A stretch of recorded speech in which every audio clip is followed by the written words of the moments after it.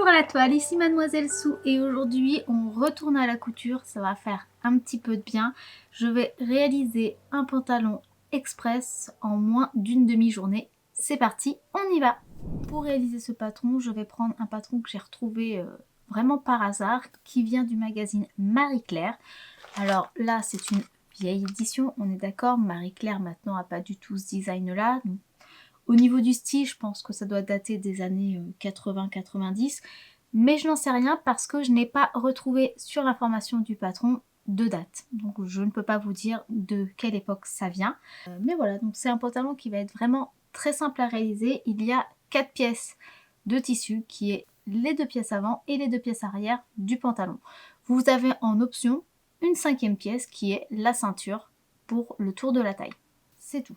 Personnellement, je vais modifier un tout petit peu ce patron comme je le fais d'habitude dans tous mes patrons en règle générale de vêtements, parce que j'aime que mes vêtements soient modulables au niveau de la taille, que si j'ai grossi un petit peu, que j'ai maigri un petit peu, que j'ai mal au ventre, que j'ai trop mangé, bref, vous l'aurez compris que j'ai besoin de desserrer ou de resserrer au niveau de la taille, et c'est quelque chose qu'on ne peut pas faire quand on a une fermeture éclair et des boutons. Donc je trouve des systèmes pour pouvoir modifier et avoir la possibilité de moduler au niveau de ma taille. Pour ce système là, je vais faire quelque chose que je n'ai pas encore fait sur cette chaîne. Je vais m'inspirer des systèmes d'attache des pantalons japonais que l'on nomme des hakama. Le système d'attache d'un hakama, c'est d'utiliser la façade avant et la façade arrière et d'attacher grâce aux côtés de ces façades. Donc la façade avant a un ruban à chaque extrémité et la façade arrière également. On commence par attacher la façade avant avec les 2 rubans dans le dos, puis on prend la façade arrière et on attache soit devant soit derrière avec les rubans de cette façade. Pour cela, il faut bien entendu avoir laissé une ouverture entre les 2 façades pour pouvoir facilement passer ses hanches et aussi que les pièces puissent se superposer quand on les attache l'une après l'autre. J'ai déjà réalisé ce patron sur des chutes de tissu noir synthétique que j'avais récupéré. Je l'ai fait en 2h30. C'est vraiment quelque chose de très rapide, sans doublure. La surjeteuse aide également à gagner beaucoup de temps, je l'avoue. Et c'est tout. Le tissu que je vais utiliser, c'est un velours de coton pour avoir quelque chose d'assez épais, de lourd et surtout de chaud, tout en étant confortable à porter vu qu'il n'y aura pas de doublure. Je me fournis comme la majorité du temps au coupon de Sapière, c'est vraiment là où je me fournis le plus, mais d'ailleurs j'ai beaucoup trop de tissu donc maintenant il faut vraiment que je me calme. Je me suis calmée mais bon, j'ai craqué pour ce velours de coton, je l'avoue, parce que j'avais envie de choses chaudes. Mais arrêtons de tergiverser, sinon j'arriverai pas à tenir les délais. Donc c'est parti! Bien sûr, j'ai fait tomber ma caméra, donc ça a changé un petit peu le setup. Voilà, donc là c'est le velours de coton. Par contre, c'est pareil, il faut que je fasse attention dans le sens où je le prends parce que dans ce sens-là c'est doux, dans ce sens-là c'est pas doux. Donc il va falloir aussi que je fasse attention à comment je découpe. Ça, je n'y avais pas pensé, mais c'est logique avec du velours. Bref, donc il y a aussi ça auquel il faut que je pense. Mais vraiment, la couleur là, ah, cette couleur chaude, et puis c'est chaud et doux, ah, ça va être trop bien.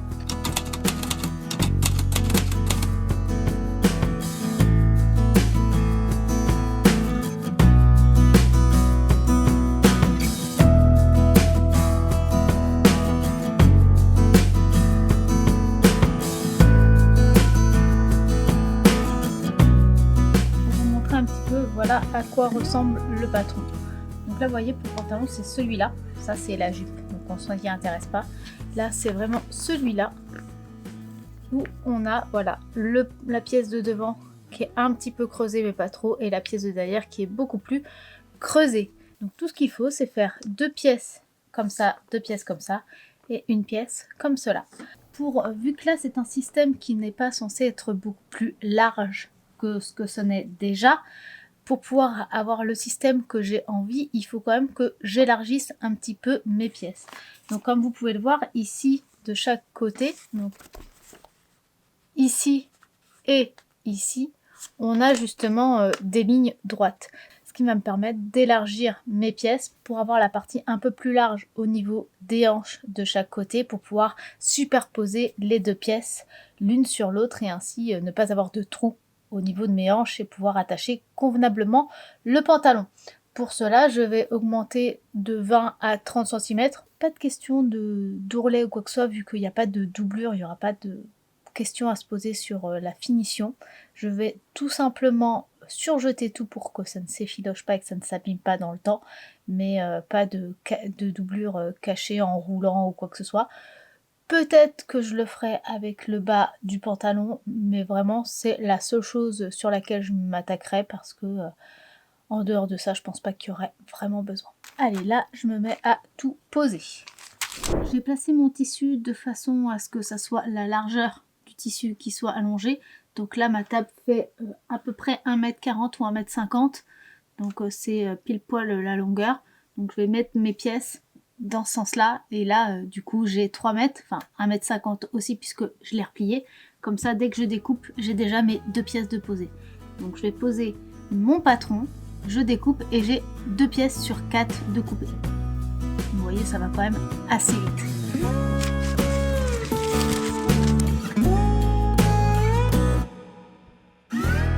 Je prends ma craie et mon mètre ruban pour pouvoir tracer ce qui va rester ici en plus, ce que je rajoute.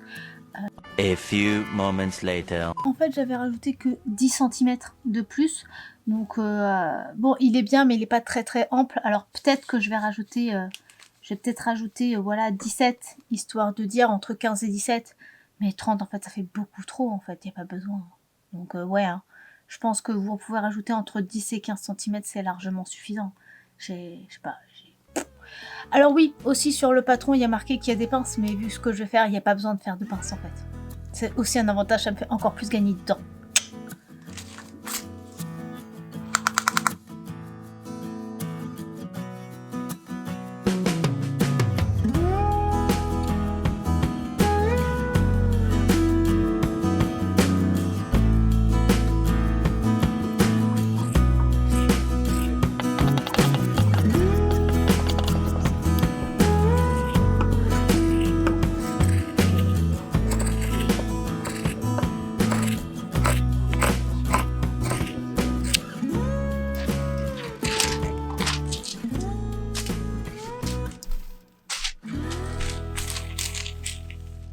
Les 4 pièces pour le pantalon plus la ceinture, je l'ai fait en 2 fois pour justement avoir la couture identique au niveau de la taille dans le dos parce que j'aime bien quand les lignes sont alignées. C'est un peu un truc un peu carré, même si c'est très rare que j'y arrive parfaitement, mais en même temps j'ai un esprit un peu retors qui m'embête.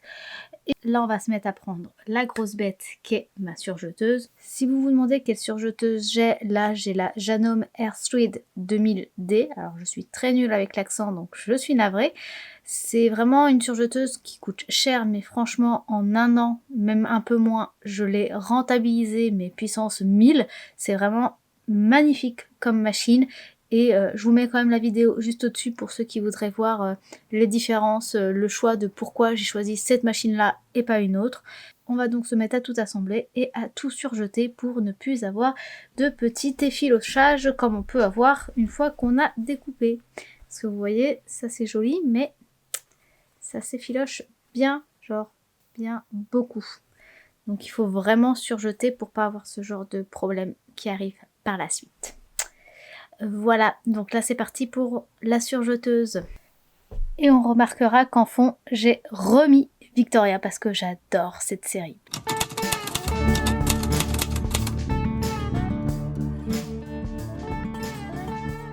Je vais devoir changer les fils parce que là c'est beaucoup trop clair pour la couleur du tissu. Je vais partir sur ce genre de couleur et je vais en profiter pour vous montrer comment je change mes fils. Je commence en coupant les fils des bobines pour qu'elles ne soient plus reliées à la surjeteuse et je les réenroule pour les ranger par la suite. J'enlève la petite poubelle et j'ouvre la porte pour accéder au mécanisme.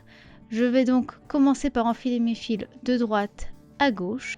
Les 2 cônes de droite enfilent par l'intérieur de la machine et donc avec l'aspirateur mécanique. Je l'enfile donc dans ce petit trou et en actionnant la manette, pouf, ça se fait aspirer. Pareil avec le deuxième.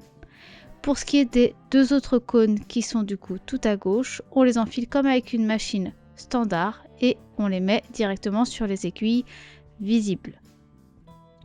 Une fois que c'est fait, il n'y a plus qu'à refermer le loquet, mettre la petite poubelle et à surjeter.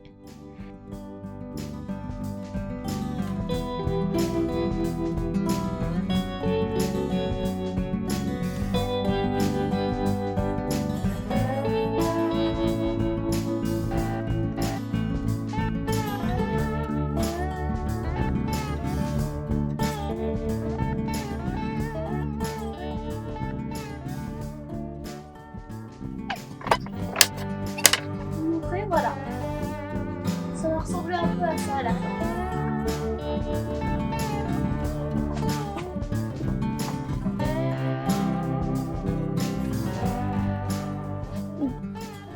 J'ai changé un tout petit peu la lumière, donc c'est pour ça que c'est très sombre derrière, mais bon, on fait ce qu'on peut. Donc voilà ce que ça va ressembler à la fin, côté qui sont ici. Parce que vous voyez le système en fait, j'avais mis ça parce que j'ai pas encore mis les lanières. Et vous voyez, à la fin, en fait, il va falloir que je fasse comme ça, comme ça. Et du coup, ici, je vais tout simplement retourner comme ça et coudre. Ce qui va me permettre d'avoir une finition propre ici. Et on ne verra pas ce petit détail une fois que c'est posé comme ça. Ce sera, au contraire, posé comme ça.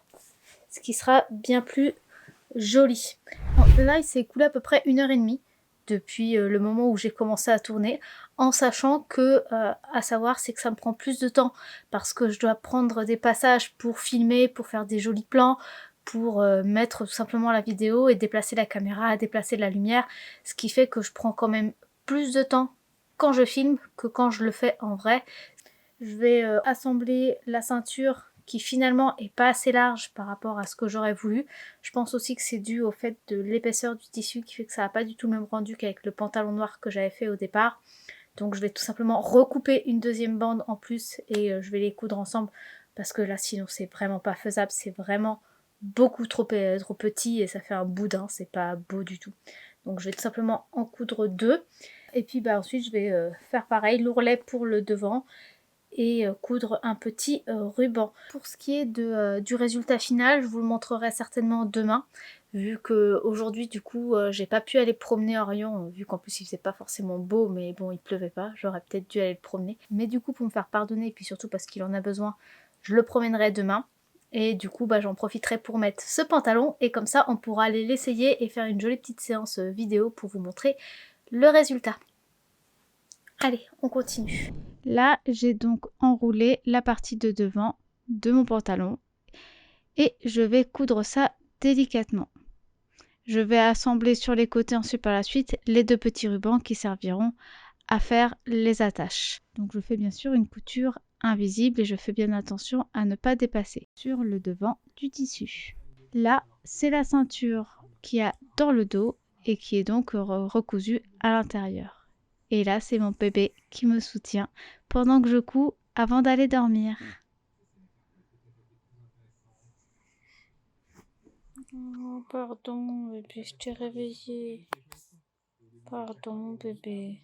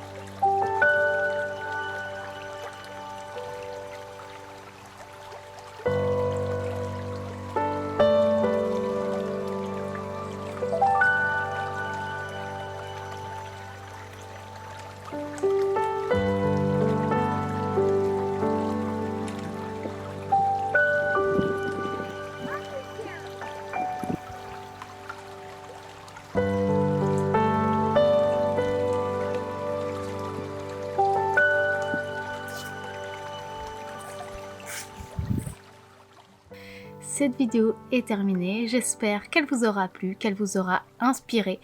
Amusez-vous, lancez-vous, il n'y a vraiment pas à avoir peur, au contraire, plus vous pratiquez, plus vous pourrez créer facilement et plus vous vous sentirez fier de ce que vous faites. Donc n'hésitez pas, lancez-vous. Si vous voulez m'aider, comme d'habitude, vous pouvez commenter, partager, liker la vidéo. Vous pouvez aussi m'aider sur mon Tipeee ou tout simplement en commandant une de mes réalisations, en réservant un atelier. Moi, je vous aide avec grand plaisir, que ça soit en visio ou en vrai, et je me déplace à domicile. Donc encore une fois, n'hésitez pas, toutes les infos sont dans la description de la vidéo, les mails, les sites internet, les Instagram, bref, n'hésitez pas. Et puis de toute façon, moi je suis ouverte, j'adore échanger avec vous. Et sur ce, cette vidéo est véritablement terminée. Je vous dis à bientôt pour de nouvelles créations et je vous fais des bisous.